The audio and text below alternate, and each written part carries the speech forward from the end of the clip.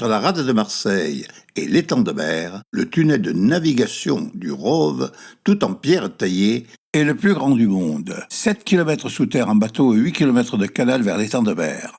Chef-d'œuvre de Léon Chagnot et de milliers d'ouvriers venus de toute l'Europe, bouché depuis 50 ans par un effondrement. L'État a ordonné de grands travaux pour mettre en sécurité l'ouvrage, mais pas pour établir le passage d'une utilité, hélas, discutable. Il reste que ces ouvrages désaffectés permettraient de réaliser des choses sans équivalent dans le monde, en particulier un centre de réinsertion en mer des dauphins. Pour des raisons plus d'écologie que d'économie, on parle d'une canalisation pour pomper de l'eau de mer vers l'étang. C'est la priorité du contrat étang. Delphine Rove serait entre autres une retombée possible, une école pour dauphins nés en captivité. Un canal peut parfaitement convenir à cet usage. Elle arrive, elle a poursuivi un poisson.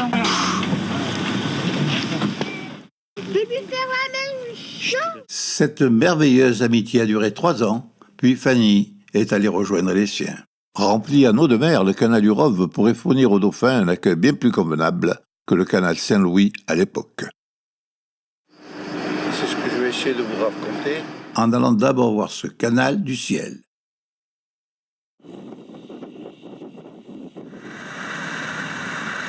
Décollage.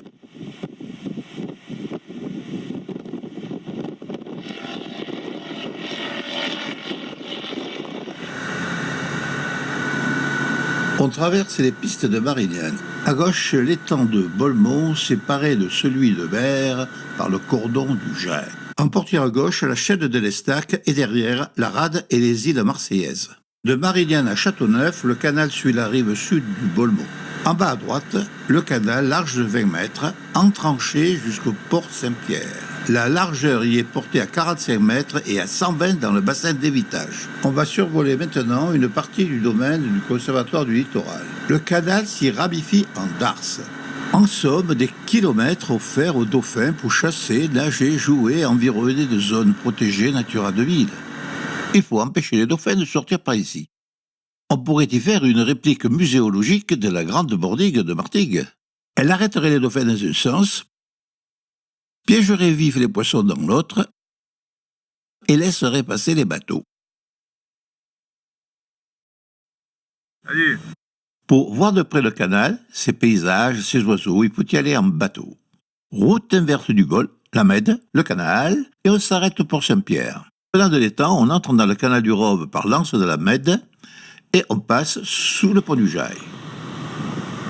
Le canal fait 70 mètres de large. Sa profondeur de 4 mètres est acceptable pour des dauphins. C'est près du pont du Jai que pourrait être placée la grande bordigue. Sur bâbord, l'étang saumâtre de Bolmont. Nous entrons dans la réserve du Bolmont et du Jai et du Conservatoire du Littoral. Un trésor botanique et ornithologique.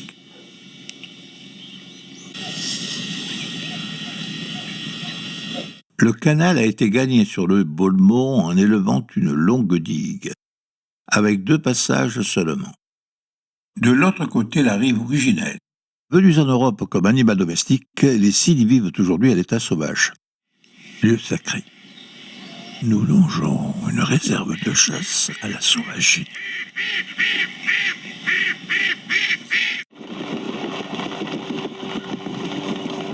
Spectacle somptueux. Un lieu de choix pour la pratique de l'aviron. Et des coins sympas aussi pour se promener en famille.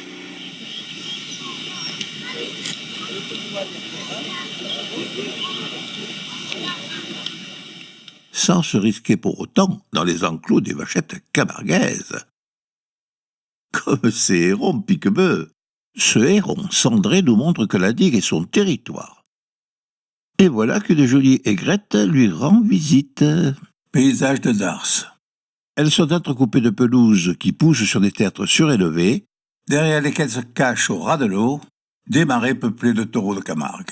Second passage entre le Bolmont et le canal. Par Mistral, la porte de Limon pose problème. L'envasement ne laisse qu'un demi-mètre d'eau sous la quille. Ce seuil divise la masse d'eau du canal en 2, Châteauneuf et Marignane, où la stagnation est encore plus grave.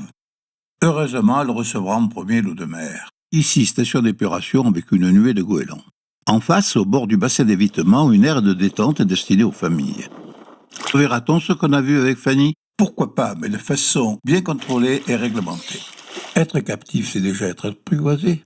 Le cercle marignanais des sports d'aviron est remarquablement titré. Dans le bassin du port Saint-Pierre, une école municipale d'aviron fonctionne à longueur d'année. Pour ces scolaires, approcher de dauphins serait un enrichissement de plus. Cette passerelle flottante marque une frontière. Notre bateau arrête ici sa croisière. Nous irons avec des pneumatiques jusqu'à la zone effondrée. À partir de ce panneau, naviguer réclame l'autorisation du Grand Port Maritime de Marseille. En première urgence, l'équipe ne peut compter que sur elle-même. Notre exploration prend des allures de petite expédition. Masquée par la verdure, la majestueuse entrée nord du tunnel n'apparaît que tardivement. En dépit de la beauté du paysage, l'eau stagnante et croupissante n'invite guère à la baignade. Pénétrer dans le tunnel donne l'impression d'être aspiré dans un conduit malsain. Moins de 1500 mètres jusqu'à l'effondrement, mais la pénombre vient rapidement. Pour autant, quel site offrirait l'équivalent? Un immense abri couvert, une sorte de refuge pour les dauphins.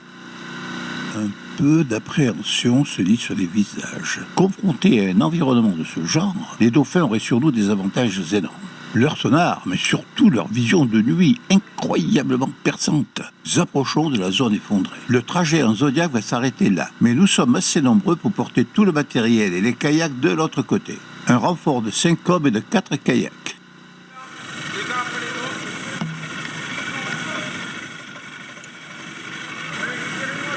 Nous sommes encore à plus de 5 km de Marseille, ce qui reste de longueur de tunnel, mais à moins de 500 mètres de l'eau de mer. Un petit groupe part en éclaireur pendant qu'on met le matériel à terre. Voici le dispositif de soutènement installé depuis 50 ans sous le cratère d'effondrement. En bas, la galerie pour passer de l'autre côté. 120 mètres, 1,50 m de large, 2 mètres de haut. La conduite pour l'eau de mer devrait être 2 à 3 fois plus grosse. Un coup d'œil à la voûte en pierre taillée et aux contre-voûtes en béton, ainsi qu'une petite visite au comble, s'impose. À l'aplomb du cratère, ces sacs de béton qui font pilier, ce boudin qui ceinture la brèche, maintiennent la calotte. Un puits d'aérage supplémentaire a été ajouté. Cette trappe sert à contrôler la couche de marne responsable du désastre. On va aller voir un alvéole dans lequel le calcaire a été volontairement laissé à nu. C'est la roche très dure dans laquelle presque tout le tunnel a été creusé. On y a foré un trou et on y fait des mesures depuis 3 ans. La température de la roche ne bouge guère, elle reste proche de la moyenne climatique de l'année dans la contrée. À partir d'ici, nous avons de l'eau de mer, bien transparente. Sa température est voisine de celle de la roche. Maintes fois répétées, ces mesures montrent aussi qu'elle est quasi identique à celle de l'eau à l'entrée du tunnel, point lumineux, à plus de 5 km. À la rade, la température descend rarement en dessous 12-13 degrés. 10 degrés suffisent au confort des dauphins. Dans le canal, elle peut descendre très en dessous. Pomper de l'eau de mer la fera grimper par effet thalassote thermique. Plonger en eau de mer sous terre est une vraie récompense. De l'air comprimé donnera à Francky une dizaine de minutes d'autonomie. Pierre en tuba et Pascal en kayak l'accompagneront en surface. De plus, 2 hommes de chaque côté munis d'éclairage seront prêts à intervenir.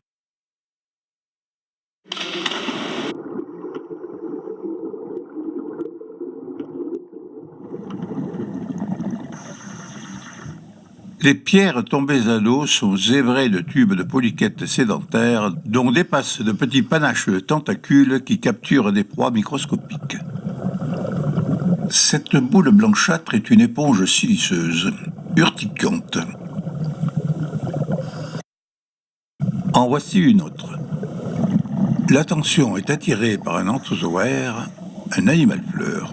Je pense que c'est une anémone ou un truc comme ça, quoi. Elle est recroquevillée dedans. Non, elle est sortie. Elle est couchée sur la base. Oui. Un sériant. Ça fait quoi, 10-15 cm de long? On envoie un biologiste, un sériade solitaire de belle taille. Dans son tube avec lequel il se déplace, mais dont il peut sortir, il réagit à la lumière.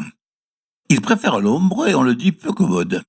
Moi, je pense que tu regrettes de ne pas être à l'eau, Patrick. Bon, alors tu peux te rassurer, il n'y a pas de problème. Toi, t'aimes tellement te mettre à l'eau. L'exploration des fonds du tunnel se poursuit.